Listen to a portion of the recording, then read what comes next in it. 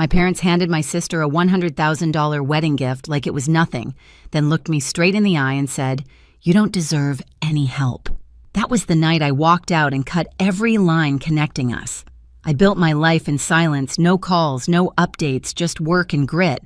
3 years later, my sister slowed her car in front of my $2 million home and called our mother, sobbing, asking why I had what she didn't. But the real twist isn't the house she saw that day. It's what she never expected to find behind the door.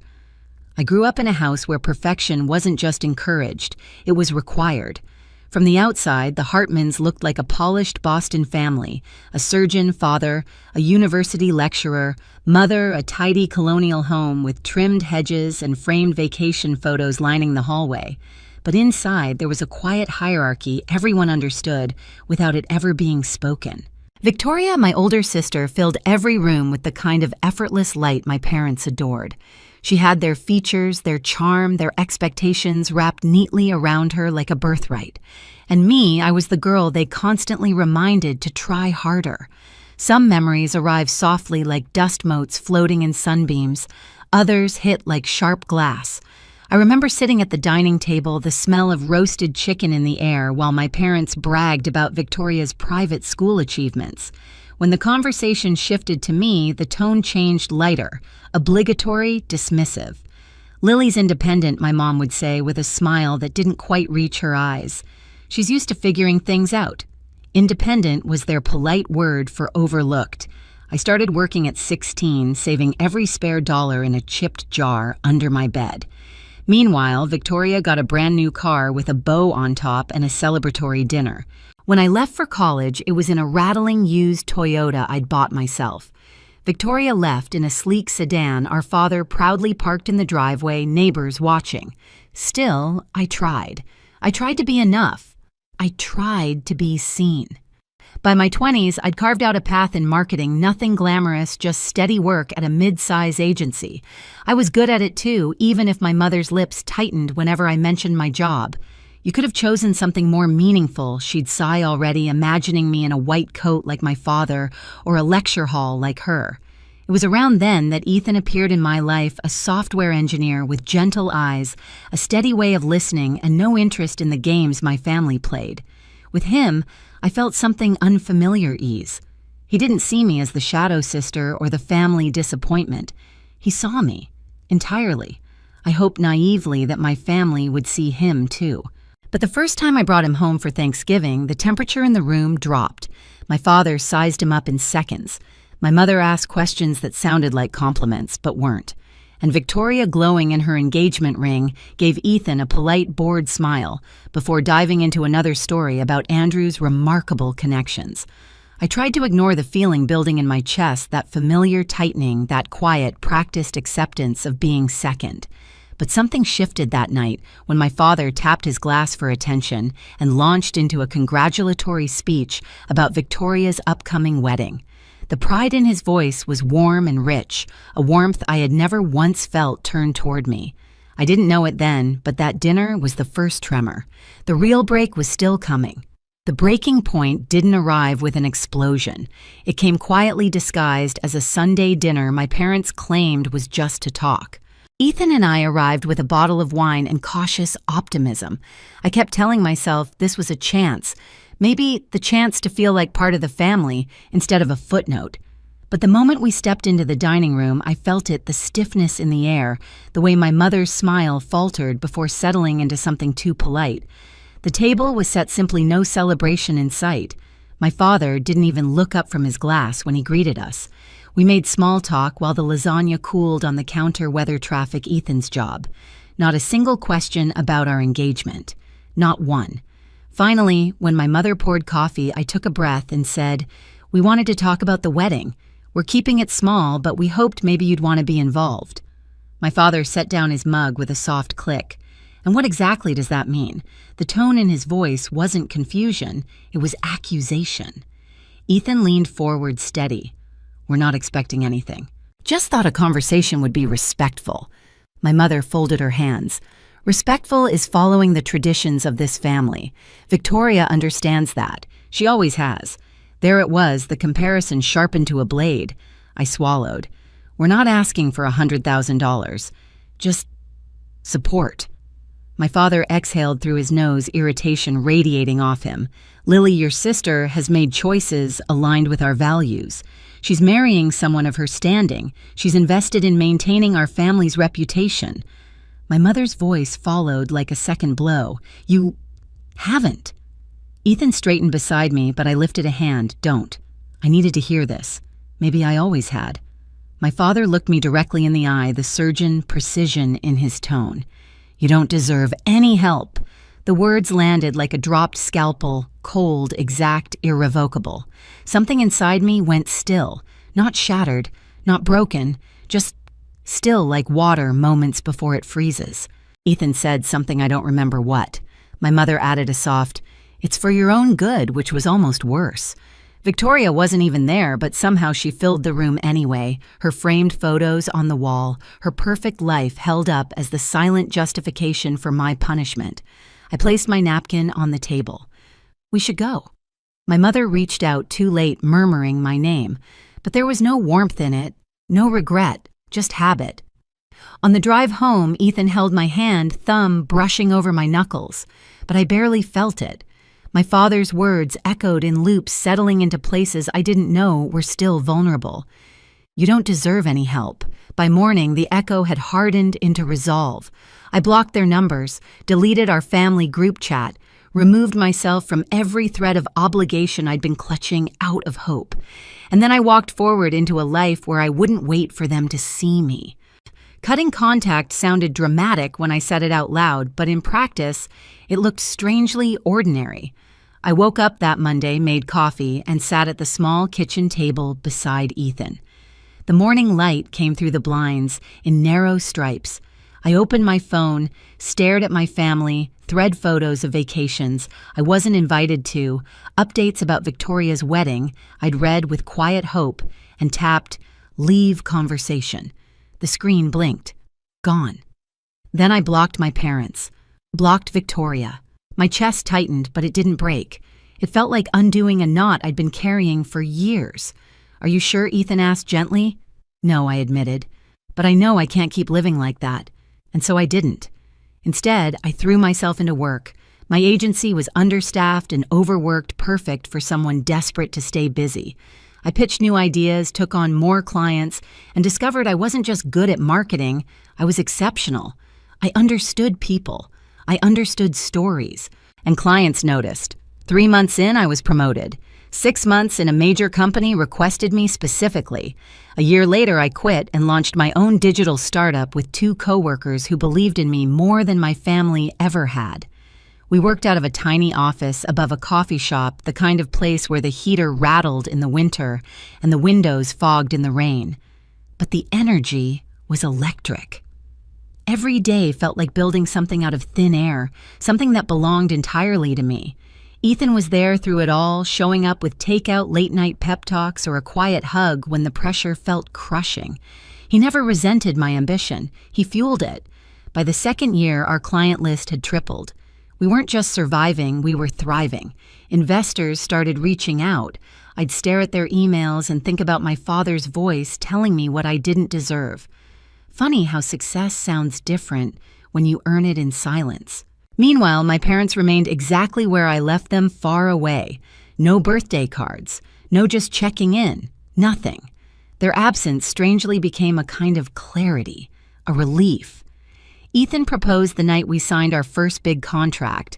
No elaborate setup, no staged photos, just the 2 of us on our apartment balcony, the city humming below. He held out a simple ring and said, "I want to build a life with you, one that doesn't hurt." I cried, not because of the proposal, but because for the first time in my life, someone chose me without conditions.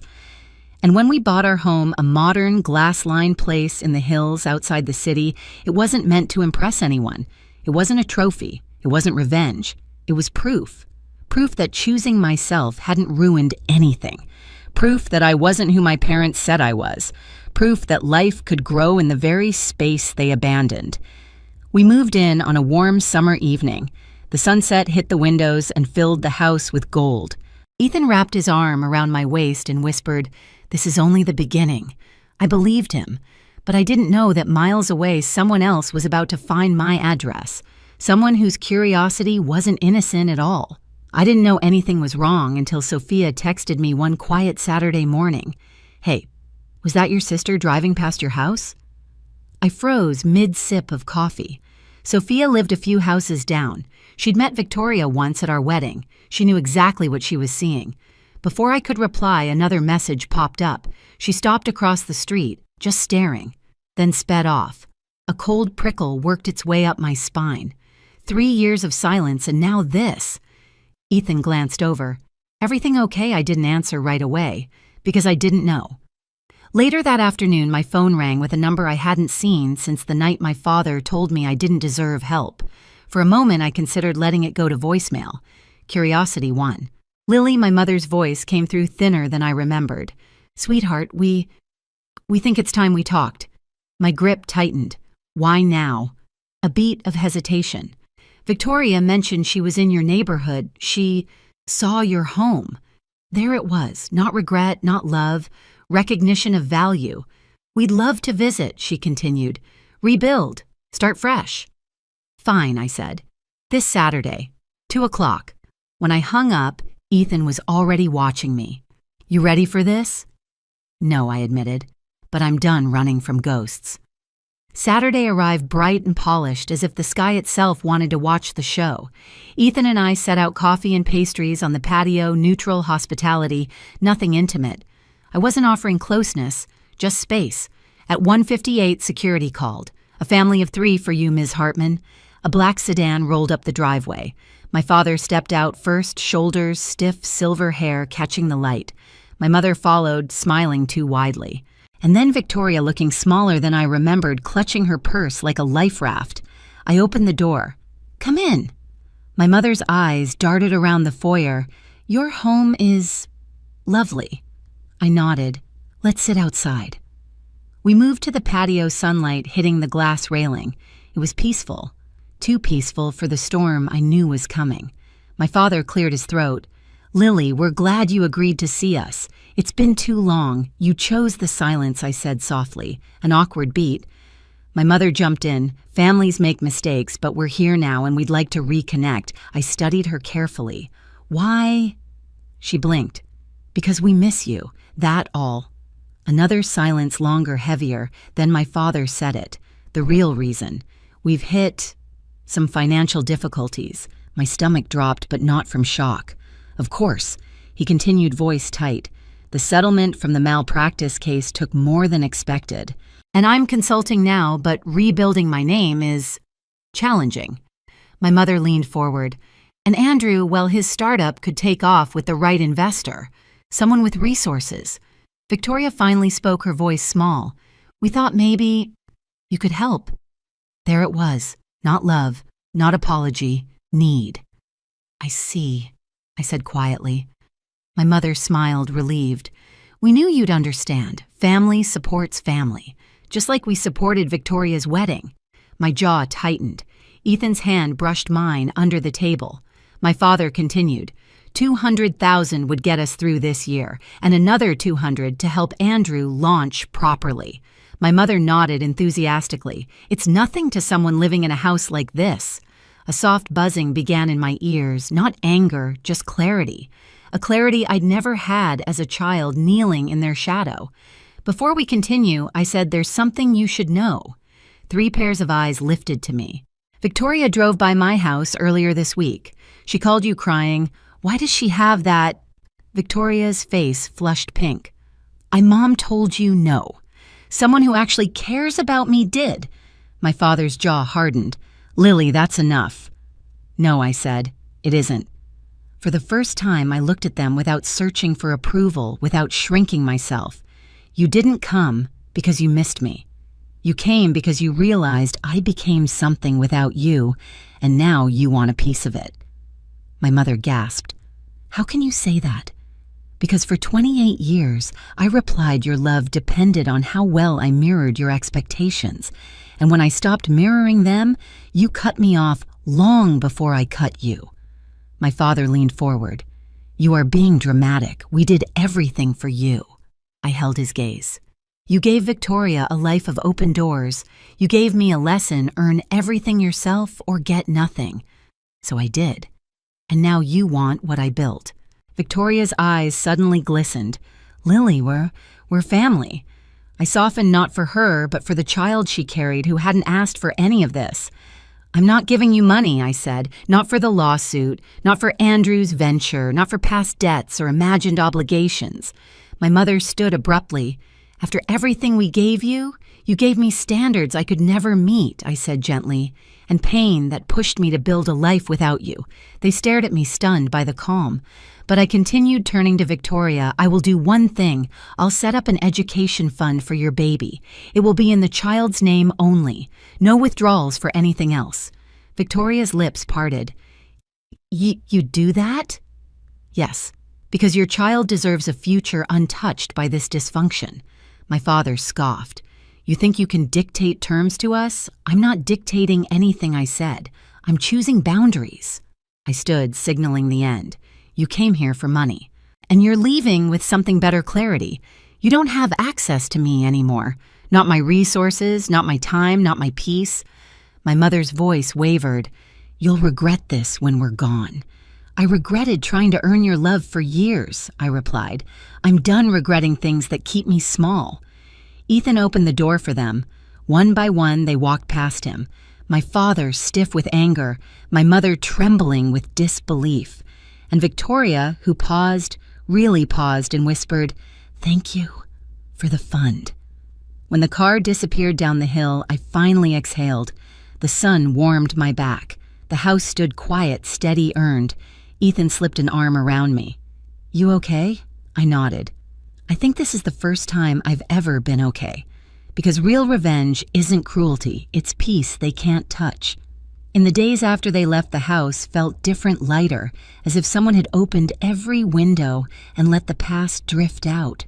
I kept waiting for the familiar sting of guilt or the ache of second-guessing, but neither came. Instead, there was a quiet steadiness in my chest, a sense of having stepped into the life I was meant to live. My parents didn't reach out again, not to argue, not to apologize. Silence this time felt like acceptance of a truth they could no longer bend. I wasn't theirs to control anymore.